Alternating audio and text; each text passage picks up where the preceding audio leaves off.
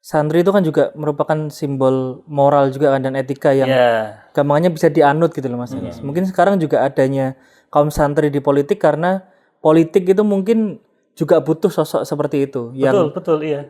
bermoral, terus etikanya bagus dan lain sebagainya gitu loh. Nah, kira-kira Gus, ini pandangan jenengan tentang kaum santri di arena politik seperti apa, Gus? Nah, ini santri harus juga kalau punya harapan seperti itu kan tidak dititipkan kepada orang, tapi harus kita bisa eksekusi sendiri atau bisa terjun sendiri untuk bersama dengan masyarakat membangun daerah gitu.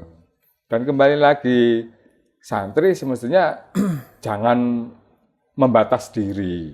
Artinya tertutup itu ya? Ya, tertutup ataupun ini bukan fak saya atau ini bukan bagian saya, jangan seperti itu.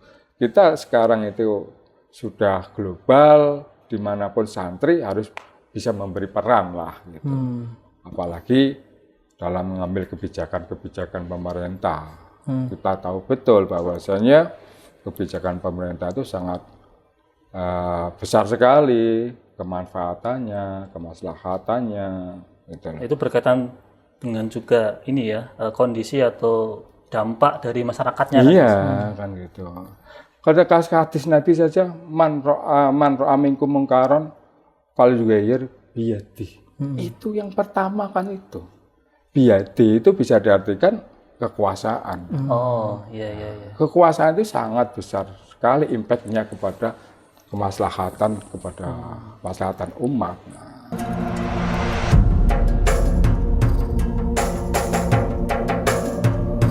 Assalamualaikum warahmatullahi wabarakatuh. Alhamdulillahirabbil alamin wa bihi nasta'in ala umuri dunya waddin sayyidina wa maulana Muhammadin wa ala alihi wa sahbihi ajmain.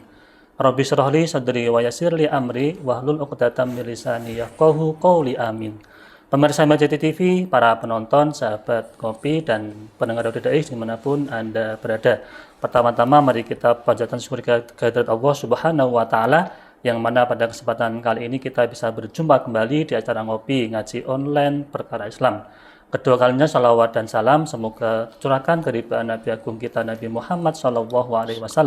Semoga mahabbah kita kepada baginda Rasul dapat memberikan kemudahan hidup di dunia dan kelak di yaumil qiyamah kita mendapatkan syafaatnya. Amin amin ya rabbal alamin. Pemirsa MJT TV, para penonton, sahabat ngopi dan pendengar audio da'i dimanapun Anda berada. Alhamdulillah kita bisa berjumpa kembali di acara ngopi ngaji online perkara Islam. Dan pada malam ini kita sudah sampai di episode yang ke-199. Nah, seperti biasa pada episode kali ini saya ditemani teman ngopi saya, ini ada Mas Aldi. Assalamualaikum Mas Aldi. Waalaikumsalam warahmatullahi wabarakatuh. Sehat Mas Aldi? Alhamdulillah sehat. Sehat. Mas Anies gimana kabarnya? Alhamdulillah sehat. Alhamdulillah. Mas Aldi, kita ketemu kembali di ngopi ngaji online perkara Islam. Nah, Mas Aldi, malam ini kita kedatangan tamu spesial jauh dari Kota Wali, tepatnya di Kota Demak. Beliau adalah Gus Badrudin. Assalamualaikum Gus. Waalaikumsalam, sehat. Sehat nggih? Nggih, sehat. Ini saya ketemu jenengan terakhir waktu kemarin acara Hari Santri. Oh iya. Di lapangan Desa Karangasem itu ya. Nah, di Desa Karangasem dengan kegiatan anak-anak muda itu ya. Anak muda ya, yang kita support itu. Ya. Anak muda harus mengisi. Nah, Gus, jenengan jauh-jauh ke sini dari Pondok Pesantren Fathul Huda, Sidorejo, Sayung Demak nggih. Iya, betul. Jenengan juga termasuk bagian dari pengasuh Pondok Kanutan nggih. Iya. Nah, malam ini Mas Aldi sudah rawuh di studio kita walaupun mungkin jauh-jauh dari Demak. Kira-kira kita mau bahas apa Mas Aldi? Ya, ini kan kita masih mau deket lah dengan pilkada Mas Anies. Oh ya. Nah, jadi di mana-mana ada pilkada ya. Ya, kita kayaknya Tidak pil KB Mas ya. itu kan nanti kalau jenengan udah nikah. Oh gitu. Atau mau punya anak banyak Mas, biar semua jadi Ya santri. nanti tergantung lihat sikon lah. Nah, ini kita mau membicarakan tentang tadi kan dari pesantren juga kan beliau Mas Anies. Nah, kita akan membahas tentang politik kaum santri gitu. Nah, Oke, ini menarik Mas ya. Karena memang hari ini kan banyak sekali ya bermunculan di panggung politik, ada Gus, ada santri, ada ulama yang turut serta bahkan menjadi calon kan itu. Entah itu dari daerah-daerah manapun juga ada kan. Banyak. Dan di negara kita Mas Adi, kalau kita amati kan juga banyak dari kalangan santri. Ada tokoh-tokoh yang kayak dulu ada Presiden Gus Dur. Ya, Kemudian kemarin aja ada Wakil Presiden Kiai Ma'ruf Amin. Amin. Kayak. Benar. Kemudian kemarin juga di Jawa Tengah ada Gus Yassin. Dan banyak lagi tokoh-tokoh dari kalangan santri yang muncul ke permukaan di panggung politik. Ya, ini mungkin kita bukan mau kampanye tapi cuman membahas tentang bagaimana politik santri aja ya. Iya, kan gini, kita kan biar tidak penasaran atau tidak bertanya-tanya kenapa kok banyak kalangan santri yang muncul di dalam politik. Kan hari ini kan kadang kita juga mengamati kenapa kok politik itu kok identik dengan orang non santri. Dan ini kok ada santri yang masuk ke dunia politik. Nah, apakah ini relevan juga atau memang kalau saya dulu misalnya di pesantren itu juga sebenarnya tidak ada ajaran siasat atau tidak ada. Tapi beliau berarti belum pernah ngajarin. Oh, beliau kan ini guru jenengan juga. Ya, beliau kan termasuk yang ngajar kitab lah. Gitu ya. Kalau secara eksklusif politik kan memang belum ada. Tapi dinamika kehidupannya di pesantren ada. Misalkan ada pemilihan ketua kelas, itu kan bagian dari politik.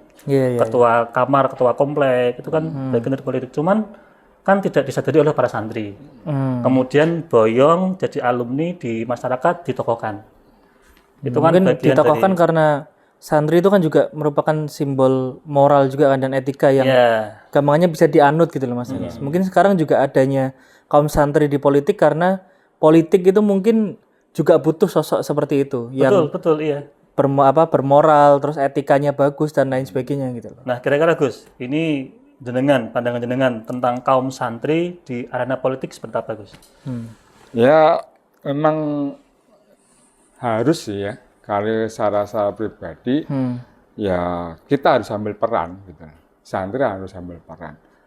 Ya bahasanya mungkin telat atau terlambat tidak sih, cuma memang sudah dimulai dari tokoh-tokoh kita, sudah digambarkan Mas Anies tadi, dari Gus Dur. Sebelum Gus Dur sendiri juga abahnya Mbah Wahid Hasim itu juga sudah masuk dalam pemerintahan. Nah, itu. Ya ini estafet saja, santri estafet untuk mengambil peran di pemerintahan. Ya setidaknya saya kalau gambarkan peran santri di birokrasi ya harus, karena kita punya kewajiban, sama-sama punya kewajiban untuk membangun bangsa, membangun masyarakat. Nah, itu kan harus kita ikut andil juga. Karena juga kaitannya dengan diri kita sendiri. Iya, dari kita sebagai warga, masyarakat, kita punya hak untuk ikut serta. Apa ya? Andil di situ andil di situ, andil di pemerintahan itu. Adapun santri, ya banyak sih Mas ya, kategori santri. Kalau selaras ya harus kita punya pandang dulu lah sama yang selaras sama. Karena santri itu sendiri ada filosofinya, banyak filosofi, dan juga santri itu juga bisa melekat, predikat santri itu bisa melekat kepada siapapun. Kita sowan silaturahim ke kiai, secara etika kita mengaku sebagai santrinya beliaunya juga pantas. Ada santri ijazah, ada santri mukim, yang santri kalong, santri kalong, santri sorogan. Jadi cuma sowan itu bisa jadi santri gitu? Ya secara etika kita bisa kan, secara etika pribadi kita mengakui beliau guru kita. Itu enggak kemudian jadi kayak ngaku-ngaku nih gitu. Kan banyak itu kalau kayak gitu. Ya kan? Kalau itu ya kembalinya ke pribadi sih Mas, pribadi Mas. Tapi yang kalau benar-benar santri ya harusnya dia benar-benar ikut mengaji di pesantren, ada jejak ngajinya di pesantren gitu kan. Itu ya yang harus bisa benar-benar ikut andil untuk di pemerintahan, yang bisa ikut mewarnai, dalam artian bukan mewarnai saja tapi juga harus bisa mengambil kebijakan yang sifatnya untuk maslahah li ummah kan gitu. Nah Gus, ini menarik Gus tentang bagaimana santri itu terjun di dunia politik. Apalagi kalau kita ngomong ke jenengan itu kan tokoh atau kiai yang punya pesantren besar di Kabupaten Demak, kemudian dulu juga pernah menjadi calon wakil bupati itu ya. Sekarang katanya juga mau nyalon lagi kan gitu. Nah, motivasinya apa Gus? Kenapa kok jenengan itu sebagai tokoh kiai atau santri itu bisa termotivasi terjun ke dunia politik, terutama di tingkat kabupaten Gus itu Gus? Ya, kita ada bahasanya gerakan hati lah, gerakan hati. Bahwasanya memang saat ini, maaf ya, di daerah Demak, ya kita harus ambil peran lah, santri ambil peran. Apalagi Demak itu terkenal dengan kota wali. Kota wali, kota santri, yang masyarakatnya religius dan gitu.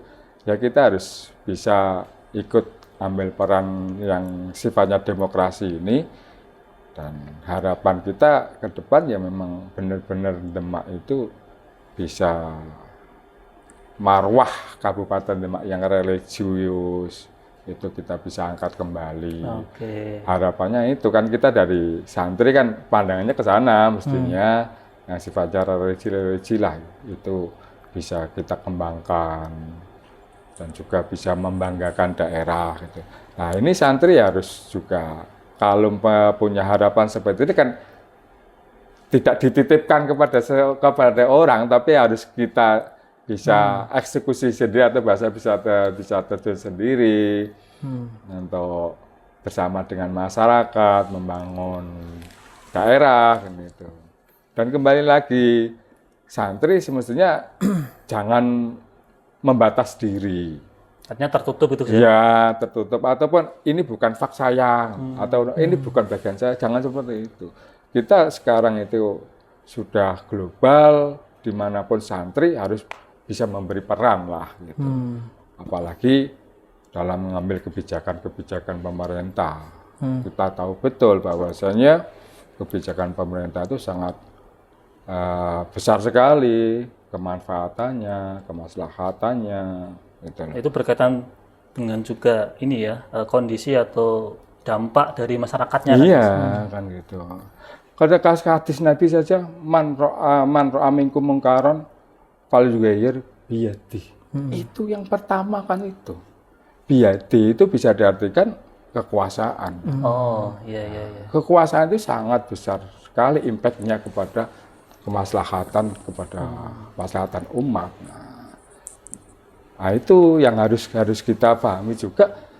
Dari Kanjeng Nabi sendiri sudah mengarahkan seperti itu, harus kita ambil peran untuk hal-hal kebijakan di daerah yang sifatnya ya pro kerakyatan lah tentunya, pro kerakyatan. Atau kalau bahasa religinya itu pro keumatan. Nah, pro keumatan, nah gitu. Nah, tadi tentang marwah religiusitas ya guys, maksudnya religius ya. Jadi kayak kaum santri itu pengen mengangkat tentang religiusitas. Nah, tapi kan kalau religiusitas itu kemudian nggak dibarengi sama hal-hal lain, maksudnya aspek lain seperti pendidikan, ekonomi, dan lain sebagainya. Kan negara itu kan cakupannya luas kan, yang kita perlu urusi lah. Nah itu kalau di pesantren apakah diajarkan juga seperti itu Gus? Maksudnya kayak ekonomi, misal bekerja, dan lain sebagainya. Karena dulu Mas Anies pernah mengatakan bahwa kalau di kaum santri itu ada yang cuman dia pengennya ongkang-ongkang sendiri, ongkang-ongkang kaki terus pengennya ya dapat amplop gitu kan Mas Anies. Jadi ini ya pendakwah mubalik gitu. Iya gitu kan identiknya mubalik dakwah gitu. Iya, makanya saya gambarkan tadi jangan tersekat, santri jangan tersekat. Jadi kadang paham yang harus kita buka kepada santri bahwasanya ilmu yang ada di dunia ini yang Allah berikan itu semuanya tujuannya ke akhirat. Jangan cuma memandang bahwasanya ilmu yang ada dalam Quran yang bisa ke akhirat cuma ilmu agama. Tidak kan? Dalam artian kita mempelajari ilmu ekonomi, ilmu sosial atau kedokteran atau ilmu arsitek atau yang lainnya. Kalau kita punya pandangan bahwasanya itu bisa menggantarkan kita kepada hal ibadah, takarub lillah, itu untuk sebagai ladang atau cara untuk kita beribadah, itu juga akhirat juga. Berarti juga bagian dari agama juga kalau bagian agama juga semuanya. Cuma itu kadang kurang disadari atau kurang kebuka ke santri. Semestinya kalau kita buka wawasan itu dimanapun tempat, ya kita niatkan ke akhirat juga, sampai ke akhirat juga. Gitu. Jadi jangan tersekat, jangan disekat-sekat semestinya. Berarti kan perlu ada dorongan lebih untuk hal itu kan, Gus? Ya, untuk kaitannya ke pemerintah, Mas, memang benar. Kita hidup bermasyarakat bukan cuma satu agama. Kita pluralisme yang gambarannya tadi digambarkan sama Gus Dur harus kita pakai. Kita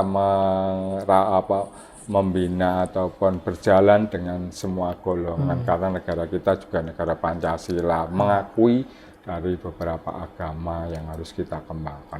Tapi kan kita jangan lupa juga di daerah itu ada bahasanya kearifan lokal sendiri, Mas. Nah, kearifan lokal. Contoh kita di Demak, kita punya kearifan lokal tentunya agama kita yang kembang baik. Tapi kearifan lokal di daerah lain ada agama yang lain yang memang berkembang baik. Nah, itu harus bijak memang. Tapi kan di daerah kearifan lokal itulah yang mungkin sebagai ciri khas, nah itu sebagai perhatian yang khusus. Gitu. Berarti lebih kita kemudian mengangkat kearifan lokal ya, karena kan mungkin dulu Islam masuk ke Indonesia kan juga karena dia dekat dengan kearifan lokal kita juga kan, walaupun kemudian ada modifikasi kayak Sunan Kalijaga di Demak kan juga ada wayang dan lain sebagainya juga kan, kebudayaan di situ. Ya memang kita harus pandai dan mengerti di daerah di masyarakatnya apa yang harus kita kembangkan, apa yang harus kita jalankan, juga kerjasamanya dengan masyarakat bagaimana kan gitu, dan support dari masyarakat bagaimana untuk mengembangkan suatu daerah. Nah, kita tidak meninggalkan mereka dan juga tidak menafikan mereka kepada masyarakat. Nah, itu salah satu harapan dan tujuan untuk kebersamaan membangun daerah. Kalau kita sekedar birokrasi saja yang turun, nah tapi kita tidak menggali atau mengkaji kebutuhan masyarakat, ya nanti kerjasamanya tidak sinkron, tidak sama, ya tidak akan sampai ke tujuan kita sebagai gambarannya yang pengen membangun daerah itu kan.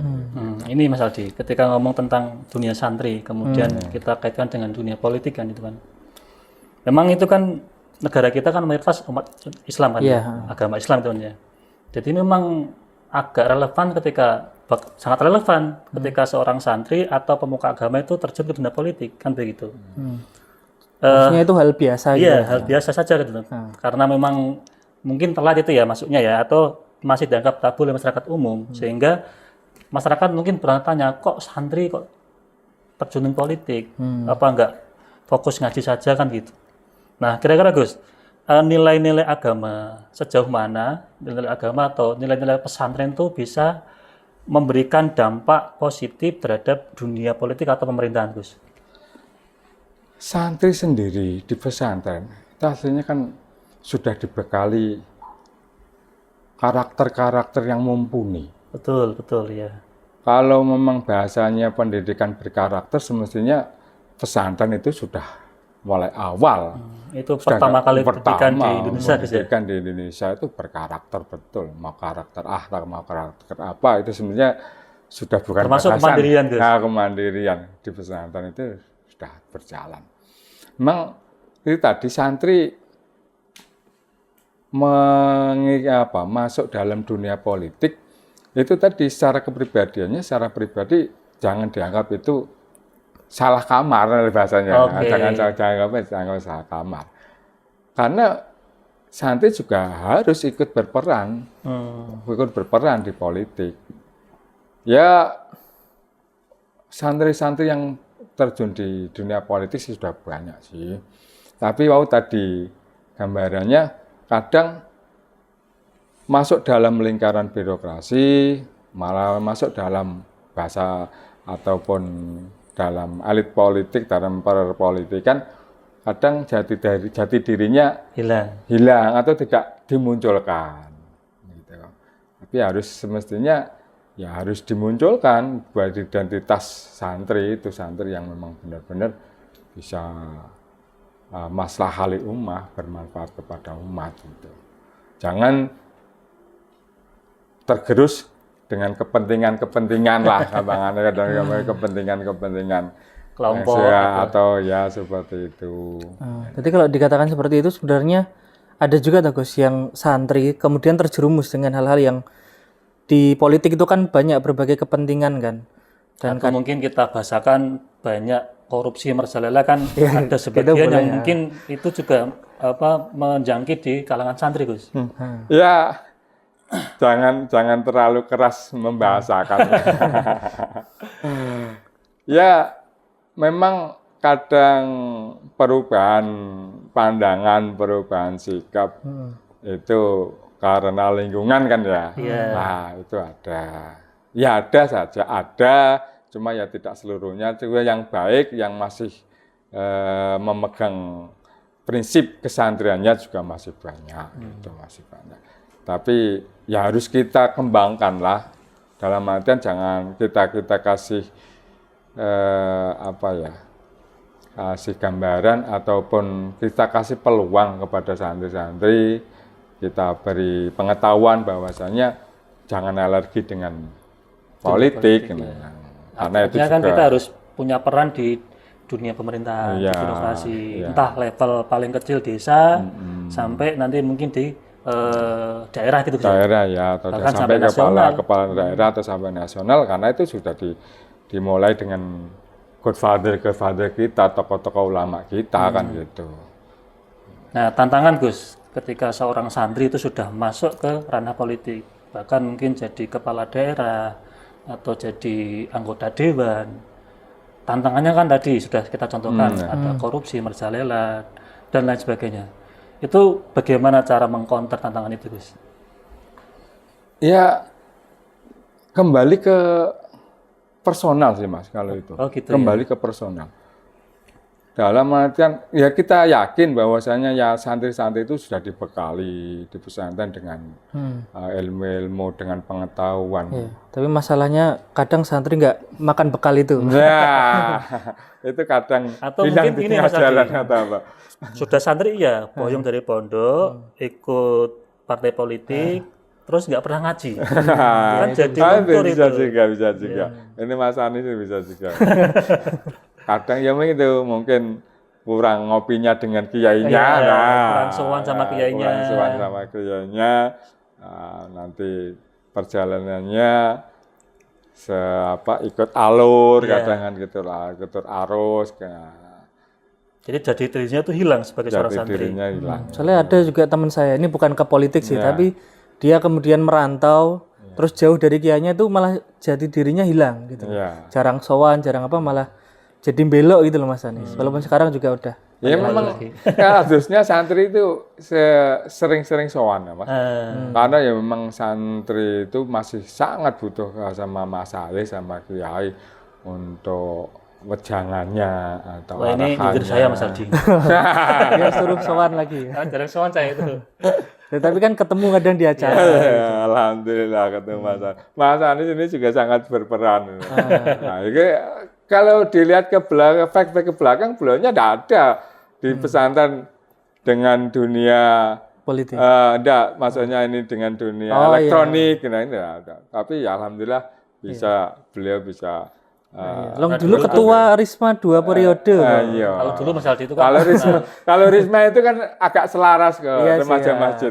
Kalau di dunia broadcast kayak begini elektronik mungkin. Ini karena faktor keterpaksaan. Tapi jatahnya di sini mungkin. Alhamdulillah. Ya itulah santri. Santri dimanapun tempat harus bisa memang. Karena punya keyakinan yang tinggi. Kata teman saya begini guys, kalau santri itu nggak harus ahli, yang penting berani. Iya. Kayak ini kita ingat di Nadam Imriti ya. Idil fatah hasbak tikoti hirufi wa kullu man la yantafid la yantafid. pemuda yang punya keyakinan yang tinggi, itulah yang akan bermanfaat. Nah, kita santri itu kan begitu. Kita tumbuhkan keyakinan pemuda itu. Jadi punya keyakinan dan dia punya akan kemanfaatan untuk masyarakat. Berarti kan kalau kita membangun keyakinan ya Gus, apalagi anak muda ini, banyak anak muda yang sekarang nggak yakin sama dirinya sendiri. Iya. Ya kehilangan identitasnya. Gitu. Identitasnya. Nah gimana kita membangun keyakinan itu biar kita itu bisa berperan, apalagi tadi di politik khususnya yang kita bahas sekarang ini. Jadi membangunnya itu gimana keyakinan? Kan bisa jadi misal dengan membangun kejujuran atau apa, gimana kita membangun keyakinan itu Gus? Ya emang kita tumbuhkan lagi dari pribadi itu. Kita yakin bahwasanya apa yang minta kita jalani, apa yang kita proses ya dalam artian karena kita juga belajar juga proses kehidupan ini juga proses semuanya kita yakin akan mencapai tujuan yang kita harapkan. Dalam bahasa lapangannya saja atau yang bisa dikenal, hasil tidak akan, proses tidak akan mengingkari hasil. Nah, itu sama juga kan. Jadi tapi gini Gus, tentang santri yang tadi mungkin minder Mas ya, minder karena kan ini juga kadang kita amati ada privilege latar belakang yang menjadikan dia minder. Contoh misalkan, karena putra kiai atau seorang Gus, dia punya tiket penuh ketika masuk di dunia pemerintahan atau apapun itu. Tapi ketika seorang santri, orang tua dari petani katakanlah biasa atau kuli bangunan itu kan jadi minder karena tadi nggak ada privilege dari dalam rumahnya itu. Privilege persentasenya saya yakin mungkin tidak besar, tidak besar. Kita punya ciri yang bisa dinilai lebih dari orang lain. Itu juga bahasa privilege lah. Artinya punya kelebihan gitu punya ya? kelebihan satu, kelebihan yang kemampuan santri punya kemampuan baca kitab. Itu kan privilege juga. Tak ternilai aslinya, tak ternilai. Cuma kebanggaan itu kadang tidak disadari, tidak pahami bahwasanya mereka itu punya nilai lebih dari yang lain. Yang bisa diambil manfaat orang banyak itu ya. Banyak, pemanfaatan yang banyak. Sebenarnya jadi santri itu kan juga berarti privilege juga kalau gitu. Privilege, saya privilege itu. Tapi kadang itu mau masyarakat masih bahasa saya itu masih menilai kadang kemampuan benar materi itu tadi. Itu kadang salah kaprah, penilaian salah kaprah.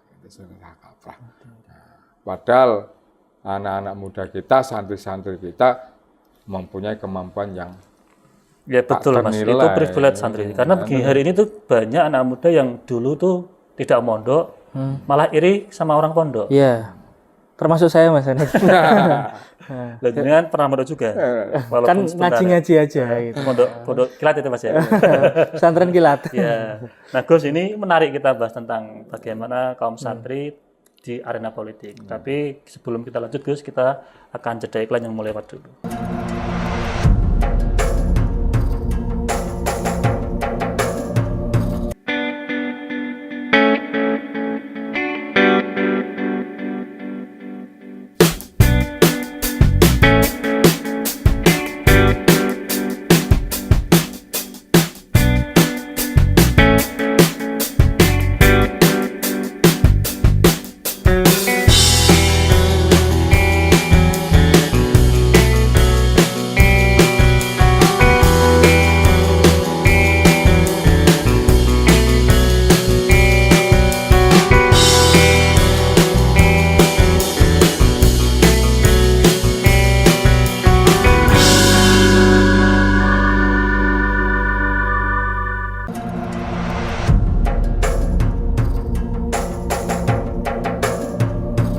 Pemirsa Imajati TV, para penonton, sahabat ngopi, dan pendengar RDI dimanapun Anda berada, kembali lagi bersama kami di acara ngopi ngaji online perkara Islam. Ini masih bersama Gus Badrudin dan Mas Adi. Nah, Gus, bicara tentang politik. Kan di dalam benak kita hari ini itu kan politik identik dengan kekuasaan, kemudian partai politik, kemudian ada lagi korupsi dan lain sebagainya. Iya. Itu kan seolah-olah itu kan kok kayak negatif itu Gus. Nah, peran santri ketika nanti masuk ke dunia politik itu apakah ada sikap yang signifikan untuk merubah itu Gus? Untuk keterlibatan santri dalam dunia pemerintahan ya memang harus ya dalam artian atau kalau kemarin malah terikut arus itu Gus? enggak, kemarin saya malah dikasih wejangan sama Kiai Sepuh santri ke birokrasi itu sifatnya fardu. Malah fardu. Gitu. Fardu kifayah gitu. Beliaunya malah mengatakan seperti itu. Karena ya memang harus dari gambarannya fardu kan harus karena sekarang inilah santri harus berperan betul di semua lini apalagi di birokrasi gitu. Ya kita juga ingat kelihatannya santri yang bisa maslahah betul gitu dan punya pegangan-pegang kuat lah untuk ikut dalam menata pemerintahan kan gitu. Ya seperti kita kenal juga kita pahami mungkin sudah banyak familiar atau tasarruful imam ala ra'yah manutun bil maslahah. Kaidah fikih kan seperti itu. Jadi yang dicari pemimpin untuk umatnya gitu. Itu kan maslahah.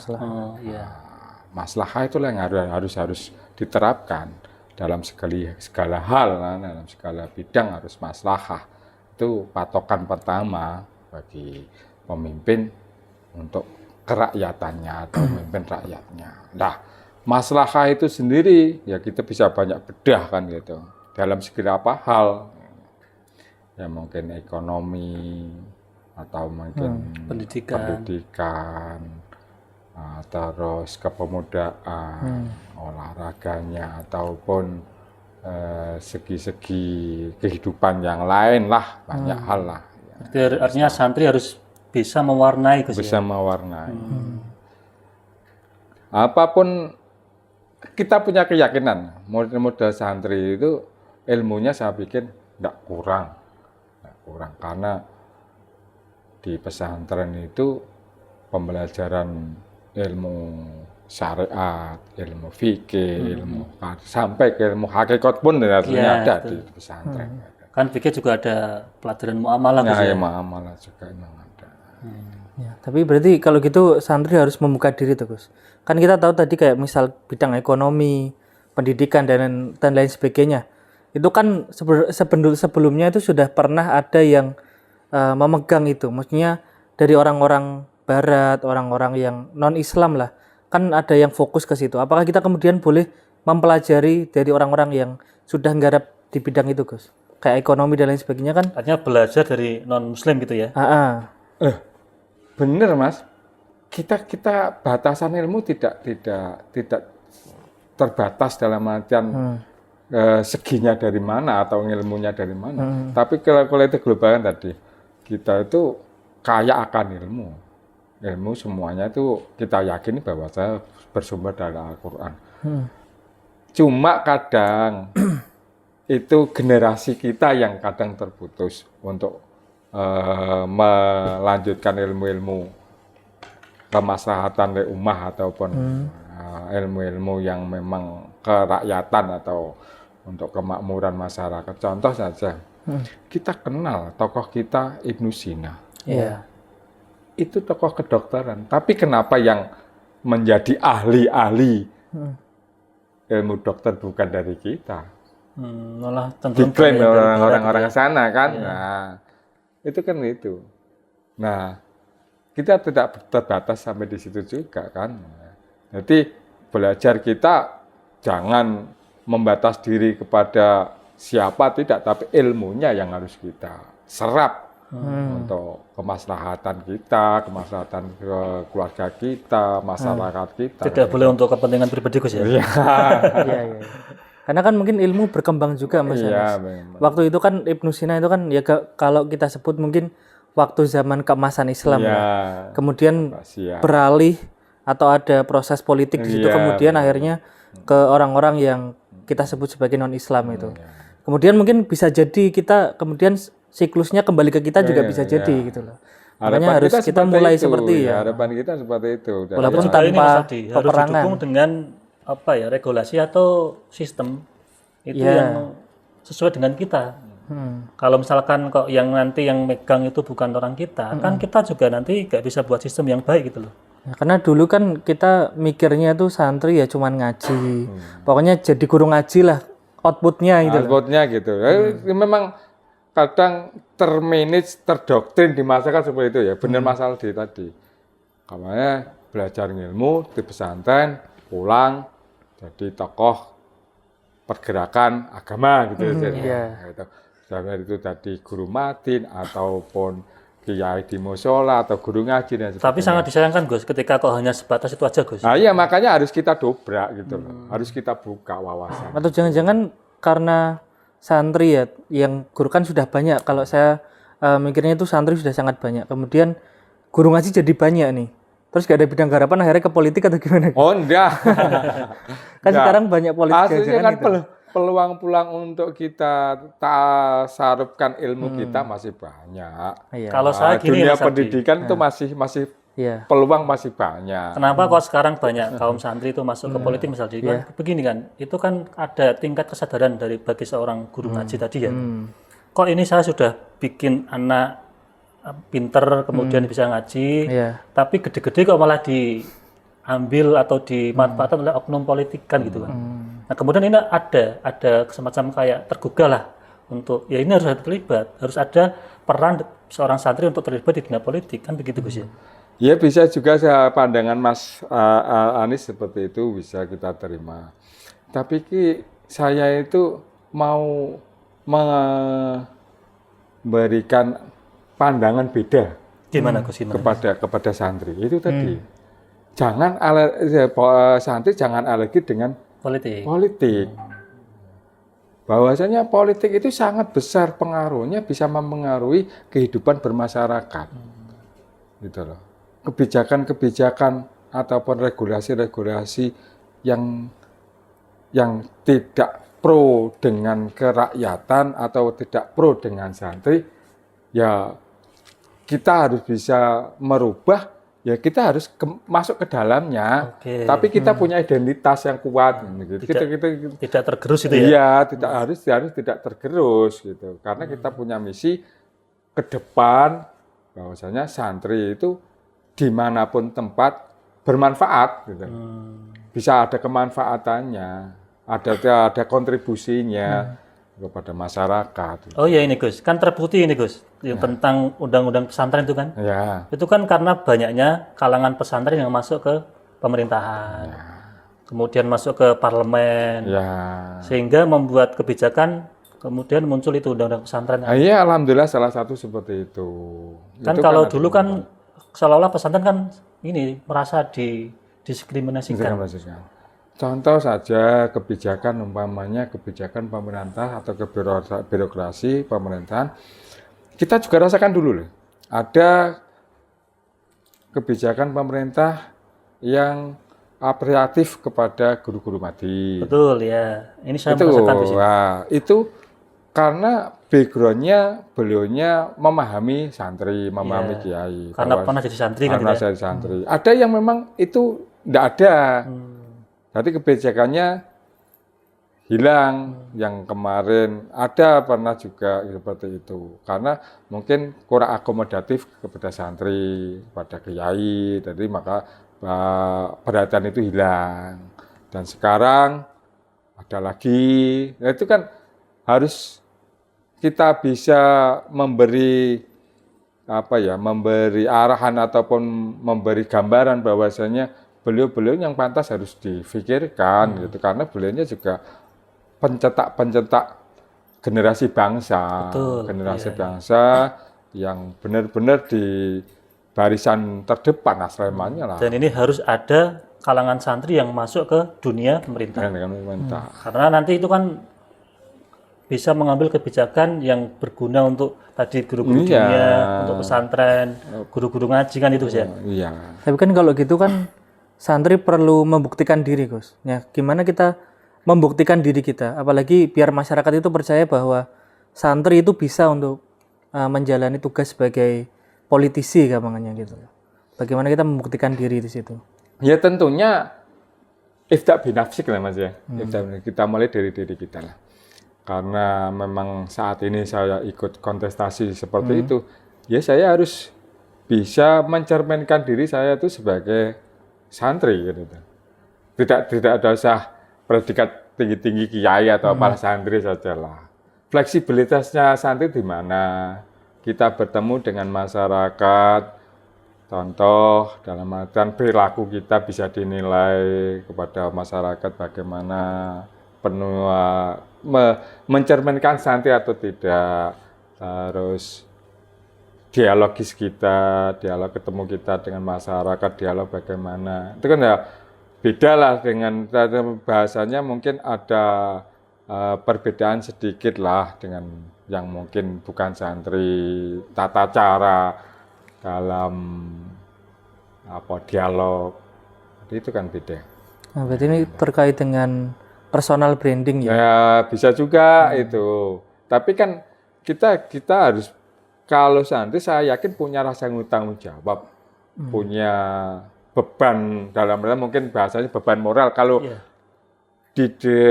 terpilih ataupun menjadi pemimpin daerah kok tidak sampai melaksanakan apa yang menjadi harapannya, ataupun waktu saat ketemu konstituen ataupun ketemu dengan masyarakat yang dia janjikan dan sebagainya, itu beban moral itu lebih tinggi loh Mas. Dalam artian untuk melangkah itu memang harus, atau mengambil kebijakan itu ya memang benar-benar yang pro rakyat. Berarti kita harus punya mindset bahwa kalau gampangannya kepilih ya, entah Mas Anies atau nanti jadi kepilih ketua apa itu kan. Kalau Mas Aldi di Kota Semarang lah. Itu bukan berarti kemudian kita mendapatkan suatu anugerah atau hadiah kan berarti. Itu berarti kan tanggung jawab kan. Iya, kita harus, itu posisinya kita menerima amanah kan gitu. Nah ini loh Mas Aldi, kalau saya bilang nilai plus seorang santri seperti ini. Artinya begini, menerima amanah itu berat. Bukan malah nanti mencari keuntungan, tidak, tapi bagaimana itu bisa menjalankan tugas dengan baik, karena itu amanah. Nanti kan dipertanggungjawabkan di akhirat itu ya. Iya. Kita kan pandangan kita bukan semata di dunia aja Mas. Sebenarnya amanah itu pelaksanaan kewajiban bukan cuma di dunia. Kalau dari sekedar dunia, laporan secara tertulis, pertanggungjawaban selesai. Tapi yang pertanggungjawaban akhirat kan itu yang lebih berat lagi. Sudah tidak ada bahasa manipulasi data atau pakai orang dalam ya. Kalau ini Gus, kan dengan juga sudah ketemu dengan khalayak umum itu kan. Kalau ada masyarakat tuh yang acuh lah, artinya begini, apatis terhadap kiai kok berpolitik, itu gimana sikap dengan itu? Ayo harus kita fahamkan, kita fahamkan tujuan, terus bagaimana kita akan melaksanakan kewajiban-kewajiban di masyarakat. Dan 1, 2 itu saya yakin ada. Karena manusia itu memang ada yang senang, ada yang tidak. Tapi itu tidak menjadi sebuah ganjalan kita untuk melangkah ataupun menata daerah. Ya mungkin dalam satu kontestasi memang ada seperti itu. Ada yang pro dan ada yang suka dan tidak. Tapi kalau setelah selesai, itu adalah semuanya masyarakatnya. Semuanya adalah warganya. Harus mendewasakan diri seperti itu. Karena sama-sama harus kita perhatikan. Hak dan kewajibannya juga sebagai warga juga sama kan gitu. Tapi gini Gus, mungkin kasih saya alasan ya, atau kenapa lah kita itu harus memilih atau kemarin nanti ketika di pilkada itu ya, itu seorang santri. Bukannya di situ atau background santri itu ya? Iya, bukannya di situ juga ada yang nggak background santri gitu loh. Maksudnya yang kategori apa yang kemudian kita boleh nih kita memilih santri yang ini. Apakah semua kemudian santri itu harus dipilih atau ada kriteria lain gitu loh? Apa ada nilai plus tuh ya? Ya pertimbangan itu ya ini cuma santri salah satu hal yang perlu dipertimbangkan. Gitu. Tentunya kan gitu. Selain yang lain. Selain yang lain dalam artian punya kemampuan yang sifatnya birokrasinya. Mungkin ada kemarin kan militer dan lain sebagainya. Gitu. Ini nilai plus inilah yang harus semestinya harapan kita kenapa kepada santri. Nilai plusnya adalah dia bisa pegang amanah kan gitu. Nah, bisa pegang, dia mempunyai prinsip santri kalau memegang suatu kepemimpinan organisasi ataupun gambarannya sidik fatonah itu ada. Sidik fatonah ada. Ya itu kan memang sifatnya Nabi sih. Cuma kita sebagai santri ya harus mempunyai sifat itu. Tapi apakah kemudian kalangan lain tidak punya itu, Gus? Ya punya. Tapi setidaknya itu lebih ditekankan lagi karena sifat itu dalam pendidikan pesantren benar-benar melekat gitu, melekat. Terbawa sampai kemanapun, Gus ya. Iya, kemanapun. Kalau saya gini Mas Aldi, mungkin karena tadi mungkin nilai plus ya, seorang santri kenapa kok harus mungkin dipilih atau apa itu kan? Karena selain ya oke lah kita kalau pemimpin berarti harus punya ilmu leadership, harus punya ilmu tentang kepemerintahan kan macam-macam. Tapi santri ini selain ilmu tadi juga ada nilai plusnya. Bagaimana itu nilai agama yang dibawa sehari-hari. Ketika mau berbohong itu takut dosa. Ketika nanti mau berbuat baik nanti juga nggak enak sama gurunya dan lain sebagainya. Itu kan yang marwah-marwah pesantren atau marwah-marwah agama yang selalu dibawa oleh seorang santri. Nah kalau misalkan kok bisa masuk ke dunia pemerintahan itu kan nanti bisa menjadi dampak positif bagi pemerintahan tersebut. Bagi sebuah daerah kan gitu. Memang teladan uswah pemimpin itu sangat besar Mas kan.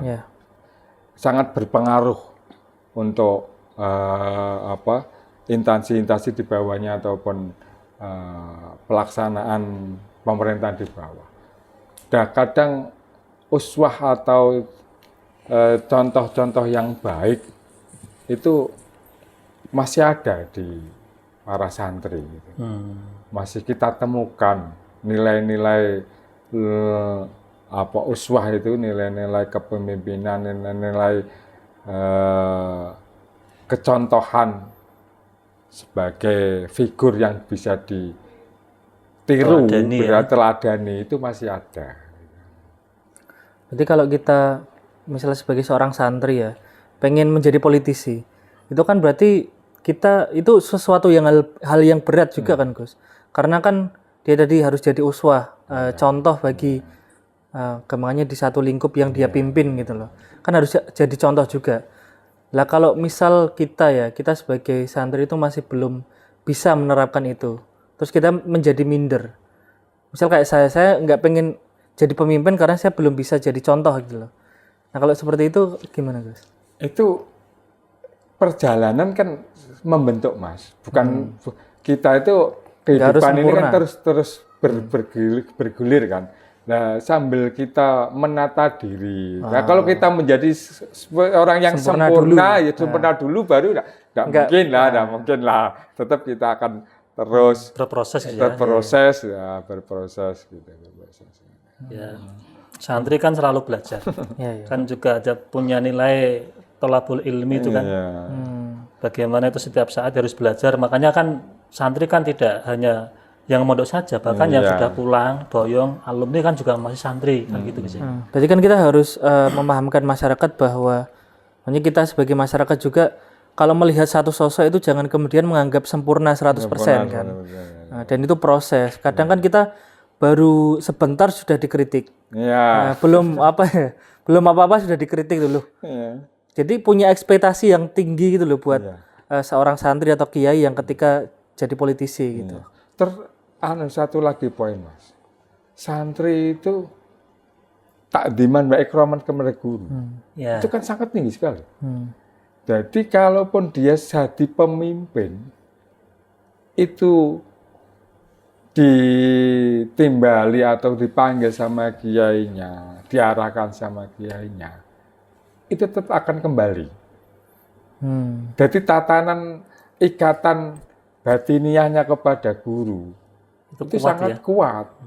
Jadi umpamanya agak tidak baik dalam perjalanan, agak melenceng melenceng gitu.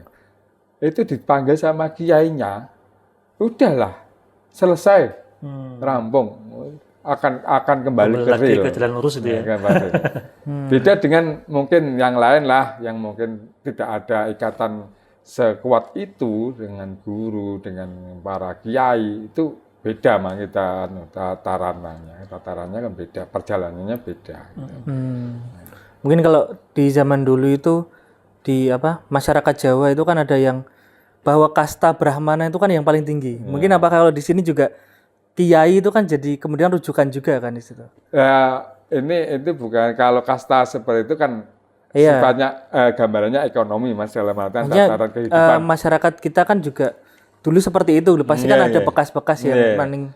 Kalau kita menempatkan guru-guru kiai-kiai kita, ya orang tua yang Abu Ruh, kalau kita kenal di pesantren, Abu Ruh itu lebih derajatnya atau tingkatannya lebih dari Abdul Jasad kan gitu. Bapak kita Jasad itu tatarannya masih kalah dengan guru-guru kita. Abu Ruh itu yang kita sebut Abu Ruh. Karena yang menata rohaniyahnya kita itu adalah Abu Ruh, kiai-kiai kita itu adalah guru-guru kita. Makanya takziman kita kepada beliaunya benar-benar ikatan, karena yang dibangun batin, Mas. Batin antara kebatinah kita itu sangat erat. Nah, robitoh kita ada. Nah, itulah. Nanti kan bisa menggerakkan jasadnya untuk berbuat baik itu bisa. Manusia itu kalau sudah disentuh nuraninya itu kan tidak bisa apa-apa tuh, Mas. Dalam artian kita gambarannya kalau kita dikasih wejangan dari orang tua, dari ibu atau dari guru-guru sekolah kita, nah, itu kan lebih mengena daripada sekedar kita diingatkan dengan sifatnya jasmani, nah. Atau kita diingatkan dengan mungkin scroll di TikTok itu, di medsos itu, Mas tadi. Diingatkan apa, Mas ini? Itu quote-quote itu. Waduh, ini nyindir saya ini. Ya. Artinya kan hubungan tadi ya, ada sanad keilmuan yang bisa memberikan dampak positif bagi seorang santri ketika santri itu memegang sebuah peran khususnya menjadi seorang pemimpin itu sih. Kalau saya malah tadi menangkapnya bahwa spiritualitas di sosok santri itu lebih kuat gitu loh. Artinya kan lebih dominan ya. Karena dia punya keterikatan gitu loh. Jadi ketika politik yang kita anggap sebagai urusan dunia, urusan dunia lah kalau kejahatan. Urusan dunia itu kemudian bisa disinkronkan dengan spiritualitas. Iya, sebenarnya benar. Terus kita juga, saya sendiri juga apa dengan para pejuang kita, Mas, para pendiri negara kita, itu meninggalkan, bukan meninggalkan ya, kita dibangun dalam satu kebinekaan yang satu dan dikumpulkan dalam semangat yang satu. Salah satunya adalah lagu kebangsaan Indonesia Raya. Di situ ada bait, bangunlah jiwanya, bangunlah badannya. Tidak satu tok ya? Tidak satu tok. Bangunlah jiwanya, bangunlah badannya. Jiwa yang pertama yang harus dibangun, Mas. Bukan fisik, bukan badan, tapi jiwa. Walaupun badan juga penting. Iya, badan penting. Kayak Mas dengan ini badannya terlalu penting ini. Gitu ya. Itu rohaniyahnya kita, masyarakat kita bangun. Nah, yang membangun, kalau pandangan saya Mas, pandangan saya pribadi, yang membangun jiwa-jiwa masyarakat kita ya para tokoh-tokoh spiritual itulah. Termasuk kiai, ulama. Kan juga ada ini Gus ya, ada makalah kan, hubbul waton minal iman. Ya, gitu. Cinta tanah air sebagian dari iman itu kan bagian dari membangun rohaniyahnya. Kita punya rasa memiliki negara, memiliki bangsa, itu memang harus kita tumbuhkan. Nah, itu salah satunya untuk membentengi negara kita, loh, itu jauhnya ya. Kalau di daerah ya kita membentengi, merawat daerah kita, bangga dengan daerah kita, itu kan harus kita munculkan, harus kita bangkitkan. Karena kalau rasa memiliki sudah tidak ada, abai dengan kondisi yang ada ya fata dirusa'ah lah. Kerusakan yang terjadi. Dan ini santri ya juga harus punya peran itu, Gus. Iya, harus punya peran. Peran itu nggak harus melulu sebagai kepala daerah Mas Adi, tapi juga di desa, sebagai ya apapun itulah, di kecamatan atau di masjid, kan banyak hal yang bisa kita ambil peran di masyarakat. Cuma ya memang benar, semestinya peran-peran santri di daerah sudah banyak, Mas. Di lini-lini kemasyarakatan sudah banyak. Cuma kadang di pilkada itu karena sifatnya lebih besar. Dan itu kan juga pengambil kebijakan juga kan. Pengambil kebijakan satu daerah. Kalau cuma jadi PNS atau apa kan ya dia cuma bisa manut Mas. Pegawai ya. Iya. Kalau nggak manut kiai lagi ya, kadang. Kalau jadi pemimpin daerah kan bisa mau ngambil kebijakan yang relevan dengan keadaan yang ada. Kalau seorang santri berarti kan sesuai dengan santri yang ada di situ, tidak mengabaikan santri pesantren, diniyah, kemudian guru-guru ngaji, Gus ya. Iya. Yang sifatnya itu tadi porsi untuk membangun jiwanya benar-benar dimaksimalkan. Jadi bukan cuma sekedar badannya saja tadi, tapi jiwanya, porsinya benar-benar dimaksimalkan. Karena itu juga membangun masyarakat, membangun karakter masyarakat, apalagi di daerah kita yang benar-benar dikenal dengan daerah religius ya. Nah itu kan harus benar-benar diperhatikan sifat religiusnya. Identitas kita sebagai kota wali mungkin. Iya, kota wali kan begitu. Ini identitas jenengan sama jenengan. Kita sama-sama, Pak. Kita belajar itu santri belajar tidak ada habisnya, tidak ada waktunya. Kita saya sendiri silaturahim ke kiai, minta pejangan, minta arahan, terutama doa, kan gitu kan. Itu juga kita secara etika beliau adalah guru saya. Itu kan secara langsung kan kita mendapat masukan dari beliau untuk nanti jadi bekal buat kita mengambil kebijakan di daerah. Cuman tadi yang perlu diperhatikan kan juga kita kan terdiri dari masyarakat yang plural tadi. Itu kan berarti kita harus bagaimana kita seorang santri kemudian untuk mengakomodir nih hal-hal yang berbeda itu tadi. Karena kan takutnya kok kemudian urusan-urusan santri itu nih yang dikedepankan, tapi yang minoritas kan takutnya jadi iri lah, ada kecemburuan sosial atau komunitas gitu. Alhamdulillah. Harusnya kita ya mungkin gambarnya kalau kita tidak pahami mungkin seperti itu, Mas. Tapi kan realitas di lapangan tidak seperti itu. Tetap karena itu masyarakat kita gambarnya atau itu warga kita harus kita akomodatif semua kan. Siapapun agamanya. Siapapun itu agama kita. Negara kita juga Pancasila. Nah, kita perhatikan semuanya. Tapi kan memang sesuai dengan porsinya ada Mas ya porsinya. Karena di situ memang mayoritas ya. Alhamdulillah kita bisa perhatikan mayoritas, tapi mayoritas itu sendiri kan tidak sampai menekan yang minoritas. Oke, sepakat Gus. Nah Gus ini karena sudah dikode sama tim, mungkin terakhir pertanyaan Mas Aldi. Harapan Gus Bat terhadap kaum muda terutama santri tentang dunia politik ke depan. Ya, kaum muda santri jangan alergi. Okay. Jangan alergi dengan politik. Jangan alergi dengan politik. Gitu. Harus membuka diri bahwasanya kita bisa mengambil peran di situ, bisa bermanfaat di situ, ilmu-ilmu kita bisa diterapkan di situ, dan itu juga menjadi bakti kita. Bisa kita jadikan sebagai bentuk bakti kita kepada masyarakat, kepada masyayikh, bahwasanya kita menerapkan ilmu-ilmu kita di tempat itu. Yang jelas dimanapun tempat santri bermanfaat itu saja. Oke, Mas Aldi ada tambahan? Cukup Sanis. Cukup ya. Gus Bat matur suwun sudah rawuh dan memberikan banyak ilmu wawasan kita terhadap dunia politik dan kaum santri. Kapan-kapan juga mungkin kita akan undang lagi untuk bahas tema yang lain, Gus Bat ya. Nah, pemirsa Masjid TV, para penonton, sahabat Ngopi dan pendengar DDI dimanapun Anda berada.